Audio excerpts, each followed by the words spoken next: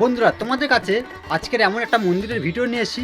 মন্দিরটা কিন্তু অ্যাকচুয়ালি আমাদের সুন্দরবন দক্ষিণ 24 পরগনা জেলার মধ্যে কোন জায়গায় আছে মন্দিরটা এ টু জেড সব এই ভিডিওর মাধ্যমে বলবো।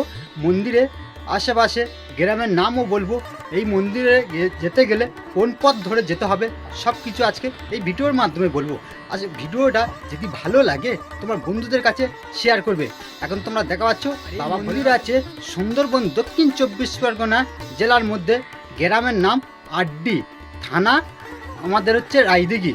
এই দক্ষিণ 24 পরগনা জেলার এই যে মন্দিরটা দেখা পাচ্ছ, তো অ্যাকচুয়ালি একটা মন্দির না, এটা হচ্ছে একটা ফাঁকা জায়গা। বাবা ভোলেনাথের মূর্তি বসানো আছে। সেরানো মায়ের সময় সব জল ঢালতে এসেছিলো আমাদের সুন্দরবন দক্ষিণ 24 পরগনা জেলার লোকেরা।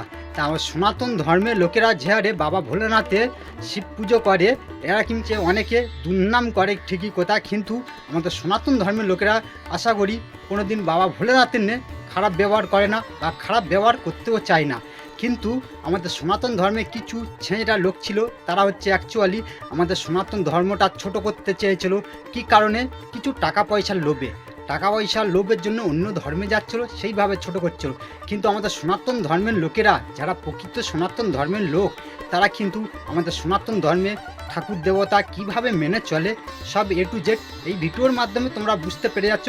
অ্যাকচুয়ালি এটা কিন্তু মন্দির না, এটা রাস্তার ধারে একটা সাইডে সরকারি খাস জায়গায়, সেখানে বাবা ভোলেনাথের মূর্তিটা বসানো আছে।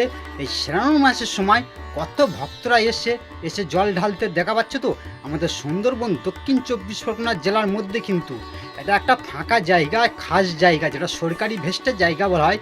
সেই ভেস্টের জায়গার ওপরে কিন্তু এই ঠাকুরের শিবলিঙ্গটা বসানো আছে বাবা ভোলেনাথের। আর এই ভোলেনাথের শিবলিঙ্গই অনেক ধূর্তে লোক এসে জল ঢালতে এসছে আশেপাশে গ্রাম থেকে, যেটা হচ্ছে সুন্দরবন দক্ষিণ 24 পরগনা জেলার মধ্যে। এই ঠাকুর দর্শন করতে গেলে তোমাদের রায়দিঘি ব্রিজ থেকে ওইখানে যে কোনো অটোর বলো বা টোটো গাড়ি ধরে তোমরা বলবে আড্ডি বাজার যাব। আড্ডির বাজারে যেতে পুরো ডান সাইডে এই মন্দির আছে বা এই ঠাকুর ঘরটা আছে বা ঠাকুরটা বসানো আছে। একটু চালা মতন করা আছে। মন্দির বিশাল বড় মন্দিরও না, মন্দির বলাটা ভুল হচ্ছে, কিন্তু এটা চালা মতন করা আছে। চালারেতে এই শিবলিঙ্গটা বসানো আছে।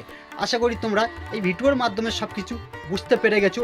ভিডিওটা যদি ভালো লেগে থাকে ভিডিওটা শেয়ার করবেন।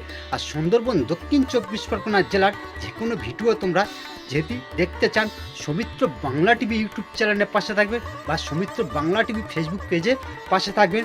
আমাদের সুন্দরবন দক্ষিণ 24 পরগনা জেলার যে কোনো মন্দিরের ভিডিও বা যে কোনো পুজোর ভিডিও এই চ্যানেলের মাধ্যমে দেখানো হয় বা দেখাতে তোমাদের সামনে আমরা তুলে ধরতে পারতেছি তোমাদের ভালোবাসায়।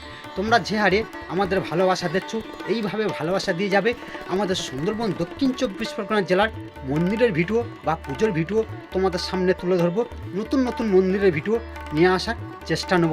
তাই ভালো থাকবেন, সুস্থ থাকবেন। ভিডিওটা আমরা বেশি বড় করছি না।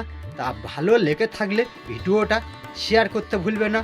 আবার ফের নতুন ভিডিও নিয়ে আসবো।